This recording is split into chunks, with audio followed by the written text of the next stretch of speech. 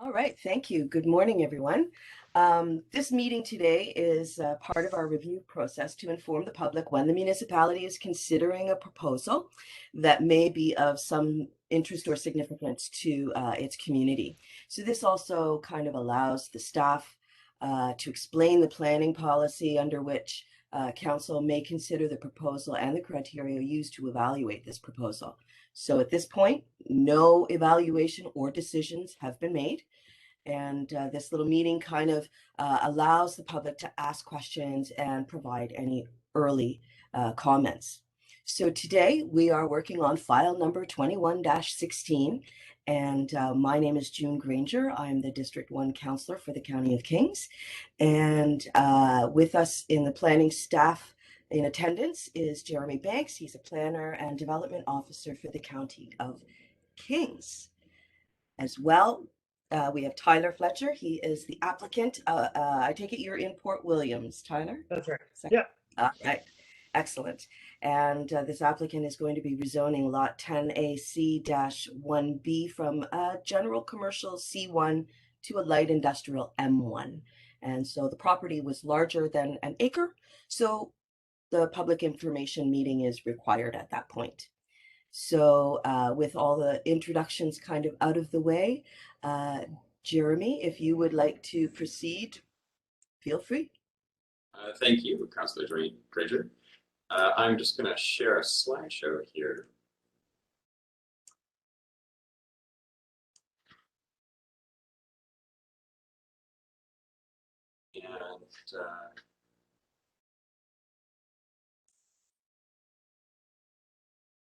And as Councillor Granger mentioned, my name is Jeremy Banks. I'm the planner working on this file. And this is a public information meeting for the rezoning of lot 10AC1B, or PID 55479562. And just a quick slideshow, as Councillor Granger mentioned, she did a bit of a welcome there and introductions. I will be doing this presentation. There is an opportunity for Tyler to just describe your application. If there's any questions and comments from the councillor or from the public, please add them as a comment to this video, and we'll keep that information on file as we move forward. Again, this is to rezone lot 10AC1B from a general commercial zoning C1 to a light industrial to enable office and self-storage activities on site. And the purpose of this meeting is to inform the public of the application, to explain the planning policies that enable this application to occur, and to receive preliminary feedback. We haven't created an opinion on this application, and we have no report written yet. This informs how we write that review going forward. Lot 10AC1B is in Port Williams. It's located on Greenfield Road. And really? Sorry, is that Parkway Drive? I thought. Did they change that? Oh, maybe my map's wrong. No, you're quite right. We're going to see that occur again. Okay. And the existing zoning of the area is a C1, a general commercial zone. The neighboring properties in this area are all zoned C1. And the future land use map describes the area as a commercial designation. And the issue we have is that self-storage facilities are not permitted in general commercial zones at this time. However, self-storage is permitted in light industrial zones,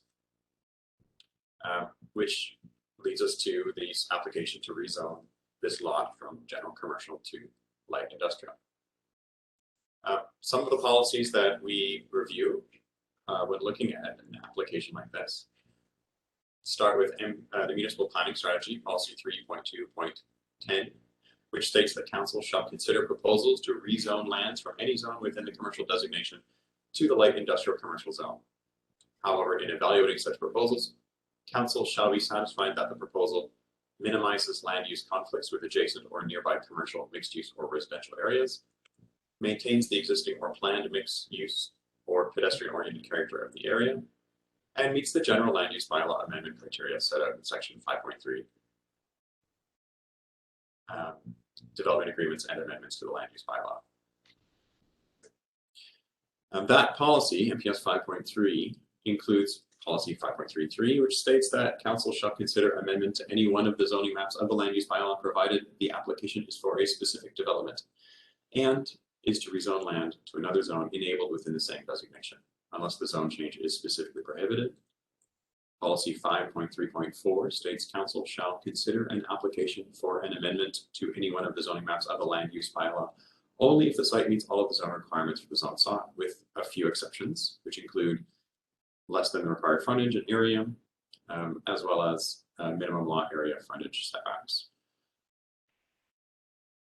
Policy 5.3.5 states council shall consider, in relation to all applications to rezone land, the applicable zone placement policies, including any specific policy criteria for applying the proposed zone set out within the strategy, the impact of both the specified development proposal and of other possible uses permitted within that zone in the future, and the general criteria for amending land use bylaw.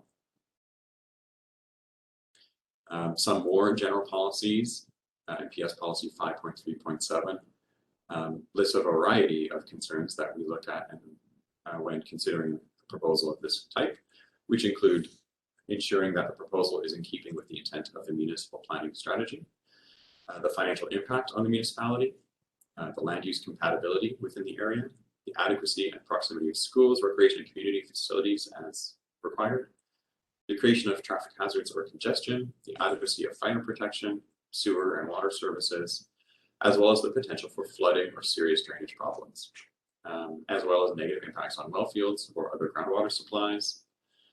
We consider pollution, the negative impacts on water quality, the negative impacts on neighboring farming activities, and of course making sure that the site is suitable, looking at the grades, soils, and geological condition. At this stage, it's very early. We're at the PIM, the public information meeting. There are several steps to continue, including staff review, which we will conduct after this. Then we write a report, which is submitted to the Area Advisory Committee and followed by the Planning Advisory Committee for feedback. And following that, there's a recommendation usually to consider it at a committee of the whole or council, followed by a public hearing, a second reading. And then when passed, there's also an appeal period in case any member of the public would like to appeal. All properties within 500 feet will continue to be notified of the progress of this, especially when it gets to the public hearing. And if you're here watching this video, hopefully you've already received a letter in the mail just stating that this application is in process. This public meeting is advertised in the newspaper, and the public hearing going forward will also be advertised in the public newspaper. So if you do have questions or comments, you can comment on this video. You can also send me an email or give me a phone call. I am working on this file, and I am here Monday to Friday. You can call me at 902-690-6150 or email jbanks@countycanadians.ca. At this stage, I am going to just turn off this slideshow, and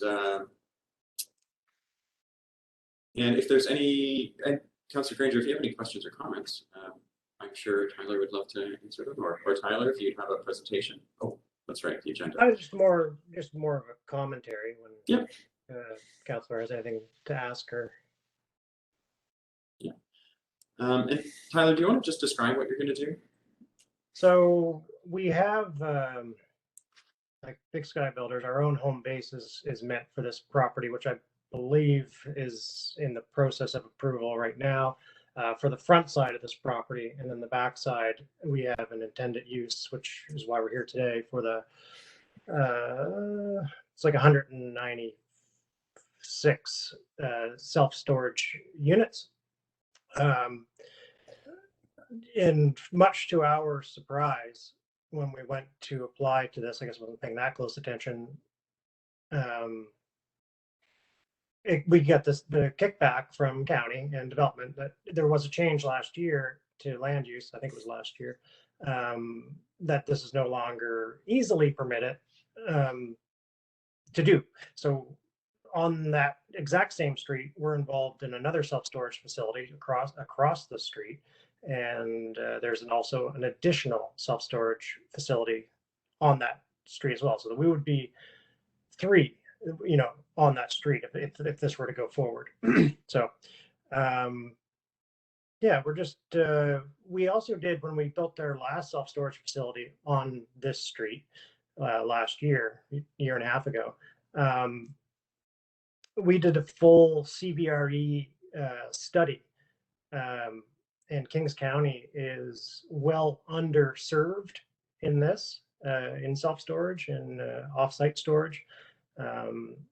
Especially this, like, we built a fully conditioned one before, but this unit is just dry storage.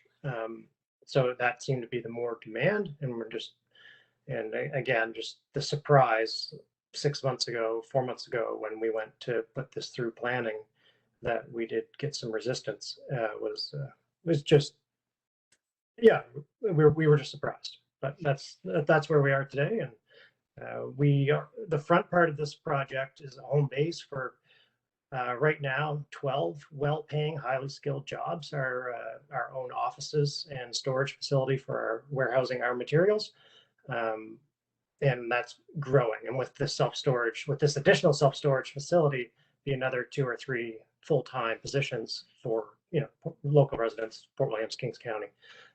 So we want to put emphasis on that as well. Like, we're good corporate citizens. We employ a lot of people and create a lot of revenue for Kings County tax base. So we just wanted to make sure that we had that out there. But yeah, so that's basically all that I have. And the roadways are built for it. That this road was originally built for an industrial park. I know that Kings County is not calling it that now, but anyone that I built this would be my 4th build on the street myself. So it's heavy use, and we fall in all the guidelines. We're always above board with Kings County and all provincial municipal legislation. Like, we just want to do this correctly, and we feel there's a need, and we're just looking to move forward on it. Thank you, Tyler. Yeah. And again, I just want to give the opportunity, Councillor Granger, if you do have any questions or comments. I believe that's next on the agenda, followed by your adjournment. Well, I don't have any other questions. I think everything's been covered, and very well said on both parts, both Jeremy and Tyler. Thank you for that.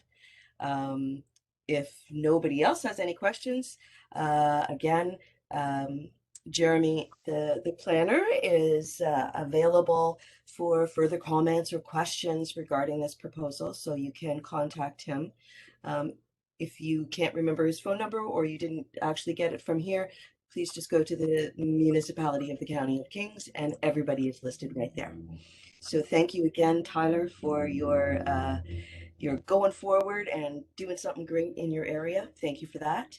And Jeremy, thank you very much for a very well-planned planning policy.